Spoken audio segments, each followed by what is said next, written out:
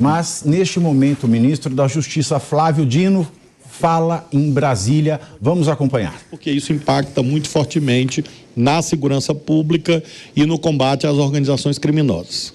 Essa regulamentação vai se dar de modo participativo, inclusive nós desejamos que haja a indicação por este Conselho de um representante do secretário de Segurança dos estados para, junto conosco, debaterem essa proposta a ser apresentada ao presidente Luiz Inácio Lula da Silva. Nós temos também esse desafio atinente aos crimes contra o Estado Democrático de Direito. Nós temos algumas propostas que nós estamos ofertando ao debate. O presidente Lula, quando considerar oportuno, vai encaminhar ao Congresso Nacional, provavelmente no mês de fevereiro, para que haja o exame de algumas situações, abrangendo desde a questão do Distrito Federal, que está presente o novo secretário, que será empossado na próxima semana, o novo secretário de Segurança do Distrito Federal, doutor Sandro Avelar, que vai suceder ao interventor federal Ricardo Capelli.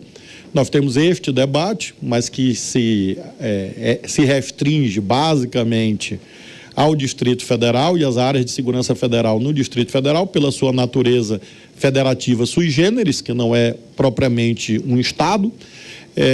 Nós teremos debate sobre internet, que como nós podemos criar obrigações jurídicas para as plataformas, uma vez que certamente nenhum dos estados das senhoras e dos senhores é possível a um shopping center ter um stand, um quiosque no corredor ensinando a fabricar bomba, porque o shopping center seria responsabilizado se assim o fizesse. Mas outras empresas que operam no meio virtual consideram que não tem nenhuma obrigação jurídica com relação àquilo que lá transita. E nós não concordamos com isso. Nós achamos que as margens de lucro oferidas por esse modelo de negócios não podem significar o abrigo a práticas criminosas. Isso deve se dar, obviamente, com muito cuidado para proteger a sagrada liberdade de expressão consignada na Constituição, mas não pode ser um vale-tudo. Nenhuma liberdade é absoluta, porque se ela fosse absoluta, conduziria à sua própria morte. Nem a liberdade de expressão é absoluta, porque não existe liberdade de expressão para quem comete crimes, não existe liberdade de expressão para quem quer destruí-la. E, portanto, nós temos uma regulação já no Código Penal, há um capítulo aprovado pelo Congresso Nacional, que é o relativo aos crimes contra o Estado Democrático de Direito. Nós temos uma lei sobre terrorismo votada no Brasil e, obviamente, a internet não pode ser um território livre para a perpetração e o nascimento de itinerários criminosos relativos a esses tipos penais e outros. Evidentemente, isso se dará mediante uma reflexão no Congresso Nacional, mas, oportunamente, nós teremos também esse debate com este Conselho, uma vez que isso impacta e gera muitos gastos públicos. O terrorismo político não é videogame e o terrorismo político não é algo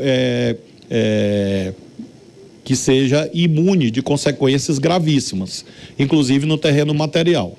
As senhoras e os senhores, nos seus estados, com certeza já gastaram muitos milhões de reais para cuidar de situações que não são inerentes ao dia a dia da segurança pública.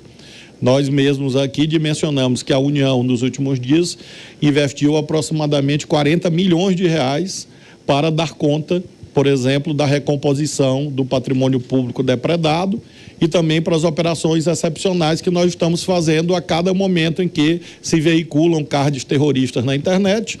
E aí você fecha a esplanada, bota milhares de pessoas, mobiliza a Força Nacional e quero agradecer a todos os estados que têm nos ajudado nisto. Agora mesmo teremos uma sofisticada e complexa operação para a posse dos deputados federais, dos senadores e para o início do ano judiciário no Supremo Tribunal Federal.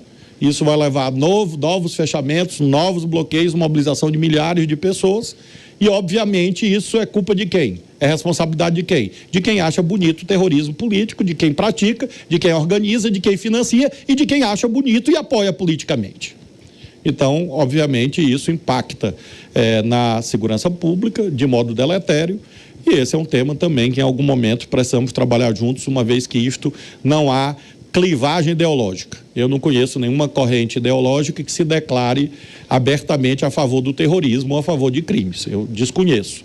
E é óbvio, portanto, que temos que trabalhar juntos sob o comando do presidente Lula e, no caso das senhoras e dos senhores, das senhoras governadores e dos senhores governadores, para pôr fim a este estímulo, a essa cultura nociva no território pátrio. De modo, senhoras e senhores, que bem sumariamente é esse o propósito dessa reunião. Como eu enunciei, nós teremos uma agenda bastante intensa. O secretário nacional Tadeu Alencar vai conduzir os trabalhos com as senhoras e os senhores, e nós queremos desdobramentos práticos para todos esses temas que foram aqui mencionados, visando a que nós tenhamos um bom ambiente de trabalho.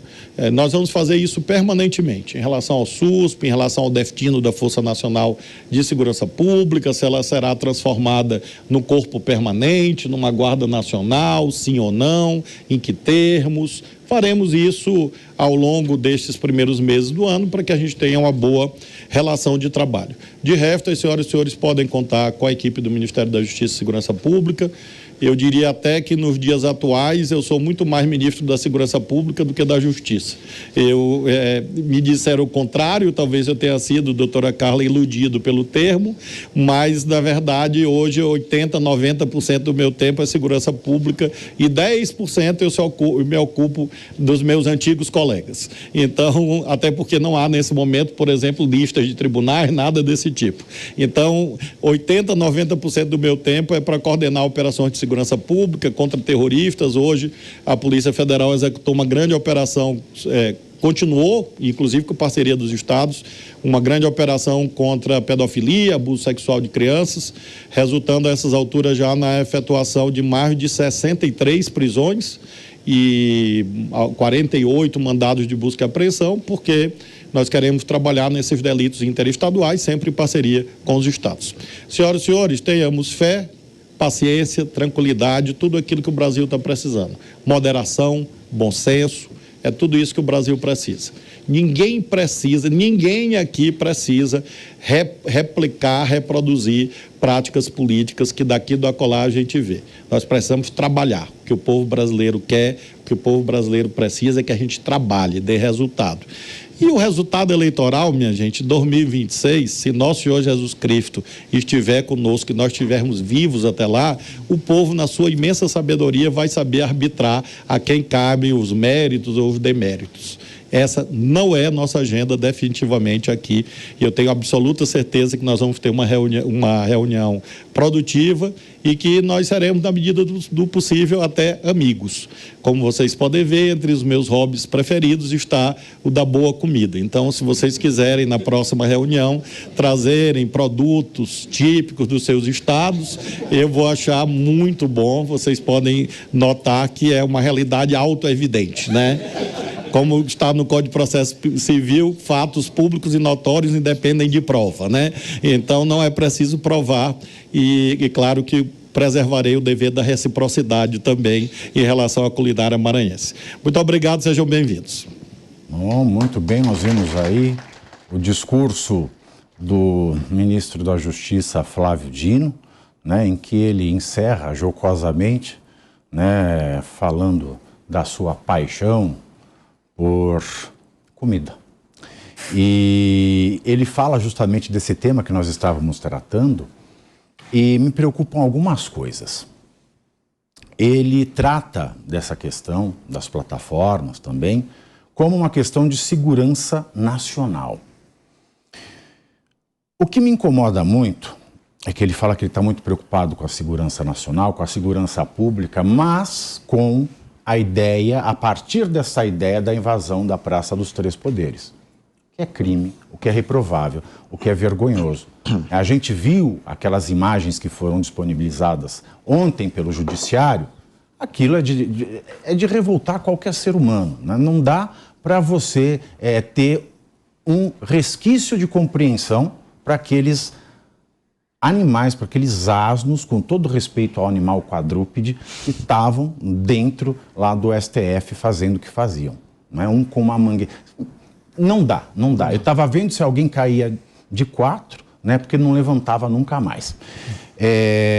Mas a segurança nacional não é só proteger a sede dos três poderes, porque defender a democracia não é defender um edifício, é defender valores. A democracia é um valor, ela é imaterial, ela não é material. E outra, segurança pública. E tantas pessoas, quase 90% da população brasileira, sem água e esgoto tratado, sem saneamento básico. E aqueles que não têm casa, e aqueles que não têm trabalho, que não têm segurança nenhuma, e todos nós que somos vítimas da criminalidade. Ele mencionou a pedofilia, mas a gente vai lembrar um caso recente de um ator famoso, né, na emissora, na Vênus Platinada, que foi pego numa operação de pedofilia, mas aí ele foi respeitado o tempo exato da audiência de custódia e ele foi liberado. Né? O caso do ator José Dumont.